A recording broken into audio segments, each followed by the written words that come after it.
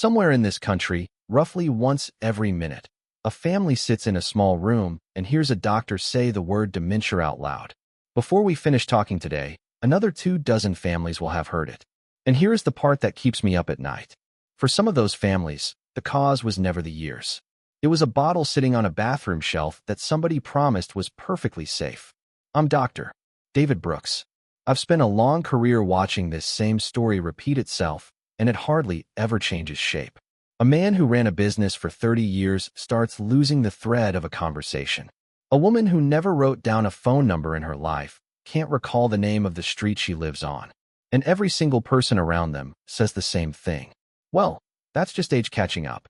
Except sometimes it isn't age at all. Sometimes it's a medication.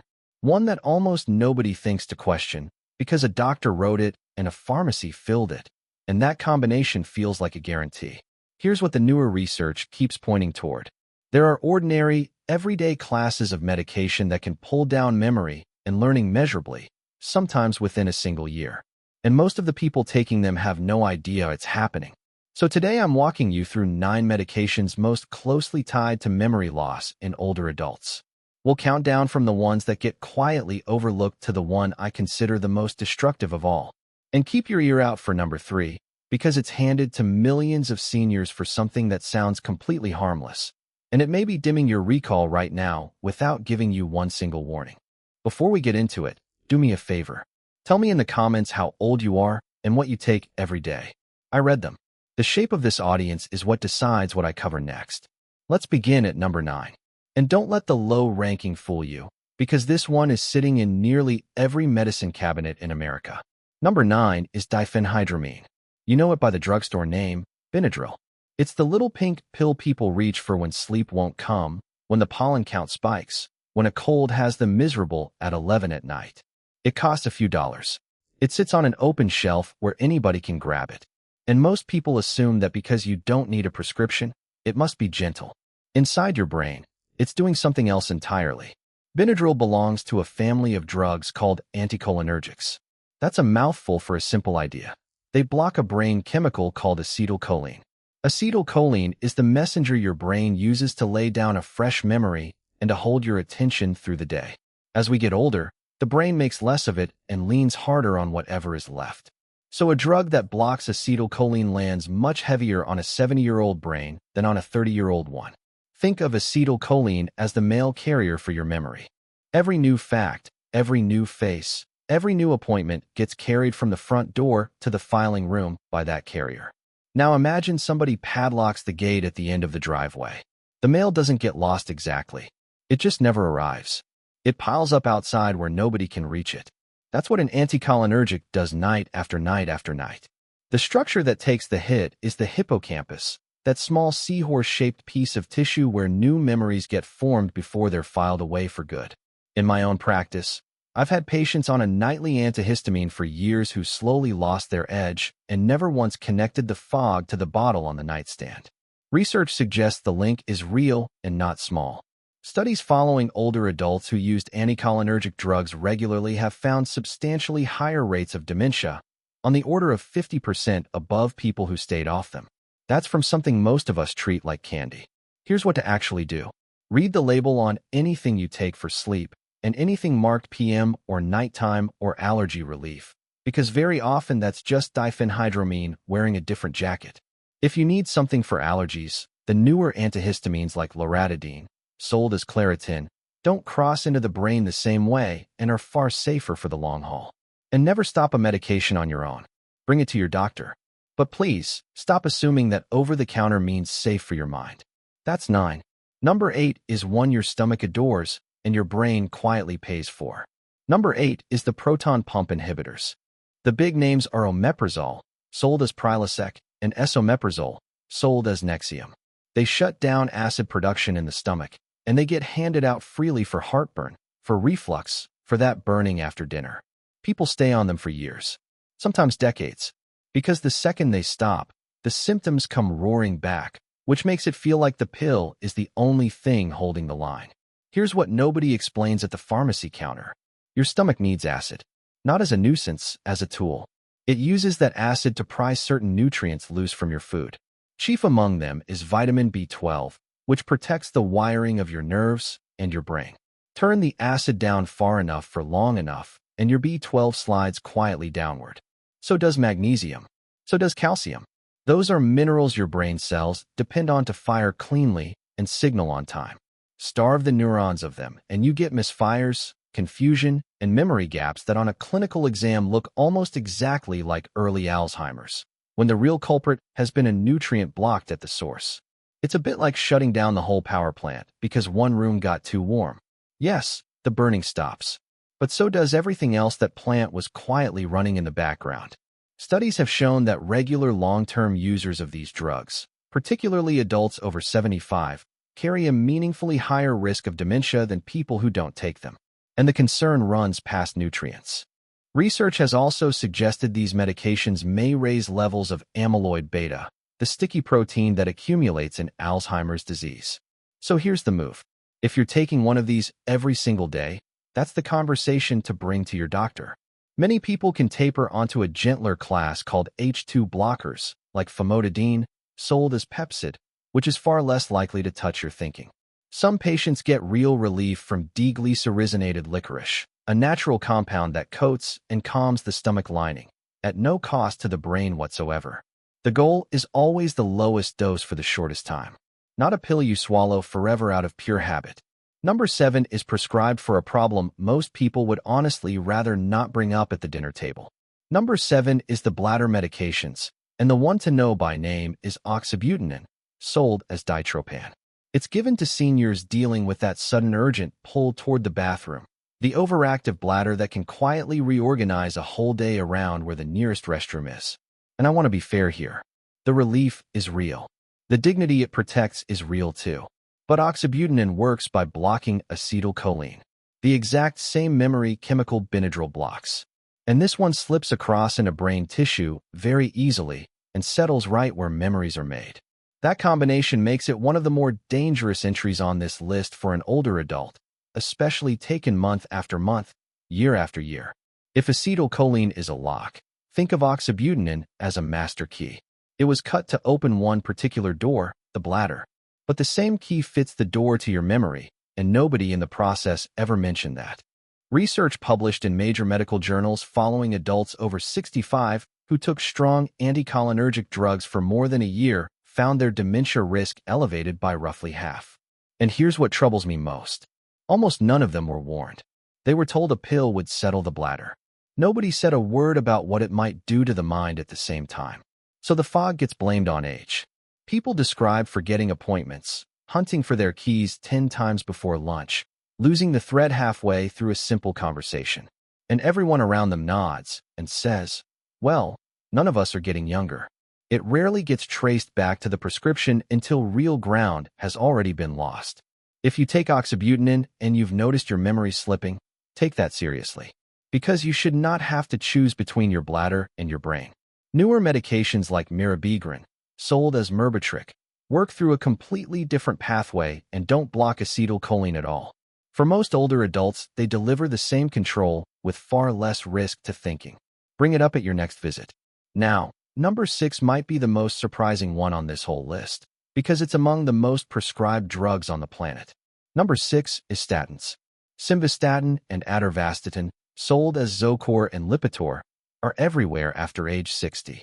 And they do genuinely important work lowering cholesterol and cutting the risk of heart attack and stroke. Statins belong in a great many people's lives. This is not a case against them. What follows is simply the half of the story that usually gets left in the exam room. Cholesterol does far more than affect your arteries.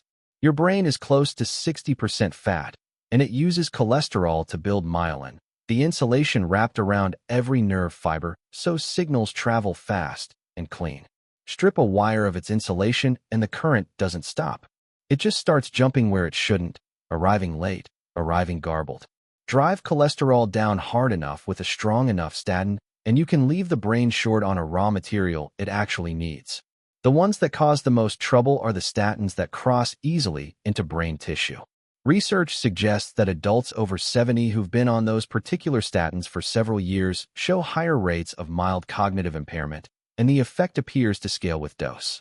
Some patients describe genuinely frightening blanks. A familiar name simply gone. A conversation they finished 20 minutes ago, erased. A route they've driven for 2 decades that suddenly looks like nowhere they've ever been. The important thing to understand is that not every statin behaves the same way. Pravastatin and rosuvastatin don't cross into brain tissue as readily and are generally considered the safer choices when cognition is a concern. So if you've been on a statin for years and you're noticing fog or forgetfulness creeping in, that's a real conversation about a lower dose or a switch. It is not a reason to quietly stop a medication that may well be protecting your heart. Get the plan right with a professional, never on your own. Quick pause here. If this is connecting dots for you, take 1 second and tap the like button. It genuinely helps this reach more seniors who need to hear it. And while you're down there, tell me how many prescriptions you're currently taking. I read every comment. All right, back to the countdown. Number 5. Number 5 is the benzodiazepines. Lorazepam, sold as Ativan. Diazepam, sold as Valium. Alprazolam, sold as Xanax. These are among the most commonly prescribed medications in America for anxiety and for sleep. They work by boosting GABA, the brain's own calming signal, the one that turns down an overactive nervous system. At first, they feel like rescue. The panic loosens its grip. The racing stops. Sleep finally comes. And I understand completely why people hold on to that. But the picture changes. Studies following thousands of seniors over several years have found that those who used benzodiazepines beyond about 3 months carried a substantially higher risk of developing Alzheimer's disease. The longer-acting ones, like diazepam, appear to be the bigger problem because they linger in the body and accumulate in fatty tissue, including the brain. What these medications really do is dim the whole house. Not one room. Every room. Learning slows down. Mental flexibility narrows. And a great many people describe a kind of emotional flatness, like they're watching their own life through a screen door and don't quite feel like themselves anymore. The cruelest part is the exit. Stop a benzodiazepine abruptly, and the anxiety and insomnia come back harder than before, often with an agitation that can turn genuinely dangerous, which makes the medication feel absolutely indispensable at exactly the moment it may be doing the most harm. So here's the rule, and this one matters more than anything else I'll say today. If you've been taking a benzodiazepine for more than a few weeks, do not stop suddenly. Doing that can be life-threatening. Work with your doctor to taper gradually over weeks or even months. There are gentler options. Buspirone, for instance, can help with anxiety without the sedation or the mental clouding. And there are specific forms of talk therapy built for insomnia and anxiety that restore calm with no cognitive cost at all. Now let's move to number 4, a single medication prescribed for 3 different problems, carrying one of the heaviest hidden burdens on this list. Number 4 is amitriptyline, sold as Elavil. It's an older antidepressant still widely prescribed today for nerve pain, for sleep trouble, even for preventing migraines. That versatility is exactly why it spread so far. It looks like the pocket knife that does everything. But underneath, it's one of the most powerful anticholinergic drugs still in common use. It blocks acetylcholine hard, so hard that with long-term use, memory trouble stops being a rare side effect and starts looking more like the expected outcome. Research following thousands of adults 65 and older has found that those with the heaviest cumulative exposure to anticholinergic drugs like this one over a decade carried a dementia risk roughly 50% higher than their peers. And almost none of them were ever told that was on the table. They were handed it for sleep or for a burning in the feet, and then gradually noticed words going missing, memory thinning out, focus getting harder to hold. And they assumed it was just the calendar. It doesn't even take a big dose. A small nightly tablet, taken for years, can wear away at cognition with no obvious warning until the loss is already significant. If you or someone you love takes amitriptyline, that conversation is worth having soon. For nerve pain, options like duloxetine or gabapentin may give similar relief without the same anticholinergic weight. For sleep, melatonin, or a very low dose of doxepin sits far gentler on that chemical pathway. And for mood, the newer antidepressants like sertraline or escitalopram are generally considered much safer for the long-term health of the brain. Number 3 is the one I told you to watch for. It's prescribed to millions of people for something that sounds completely harmless. Number 3 is paroxetine, sold as Paxil. It's one of the most widely prescribed members of the SSRI family, used for both depression and anxiety. On paper, it looks like a modern, gentle option, far kinder than the older psychiatric medications it replaced. But here's the detail that almost never comes up. Paroxetine is the one SSRI with strong anticholinergic activity. That single trait sets it apart from its own relatives, from sertraline, from escitalopram, because it disrupts the very same acetylcholine system every other drug on this list has been interfering with. It's the black sheep of an otherwise well-behaved family, and it's wearing the family name. A large review of older adults on different SSRIs found that paroxetine users showed measurable declines in short-term memory, word recall, and attention inside the first 12 months, and were noticeably more likely to show early signs of cognitive impairment than seniors on the alternatives. There's a real cruelty in that. The medication is prescribed to steady the mind, and over time it may erode the very clarity it was meant to protect. The solution here is refreshingly simple. In older adults, paroxetine is generally worth avoiding when alternatives exist. Geriatric medicine has formally flagged it as potentially inappropriate for seniors for exactly these reasons. If you're on it, talk with your doctor about switching to a gentler SSRI, like sertraline or escitalopram, which don't carry the same cognitive concerns. Keeping your B vitamins in good shape, particularly B12 and B6, can support mood alongside that change. Number 2 is prescribed so quietly that many people taking it don't even know what category of drug it is. Number 2 is antipsychotic medication. And this one troubles me deeply, because a great many people taking these never knowingly agreed to take an antipsychotic at all. The names include quetiapine, sold as Seroquel, risperidone, sold as Risperdal, and olanzapine, sold as Zyprexa. These were developed and approved for serious psychiatric illness, schizophrenia, bipolar disorder. Today, though, they're frequently prescribed off-label to older adults for trouble sleeping, for mild restlessness, for the agitation that can come with dementia itself. Which means medications built for severe mental illness are now being used in homes and care facilities on seniors who are simply confused, restless, or inconvenient for an overworked staff to manage. That's using a sledgehammer to set a thumbtack. It'll go in, but look what else came down with it. The cost can be substantial. Research following tens of thousands of older adults has found that those given antipsychotics for behavioral symptoms were far more likely to show worsening cognitive decline within a year, even when they had no history of dementia before treatment started. These medications also raise the risk of stroke, of sudden cardiac events, and of the heavy sedation that leads to falls and hospital stays. They work by suppressing dopamine, a chemical involved not only in mood but in focus, planning, and memory. Push dopamine down far enough, and the brain simply gets slower and less responsive.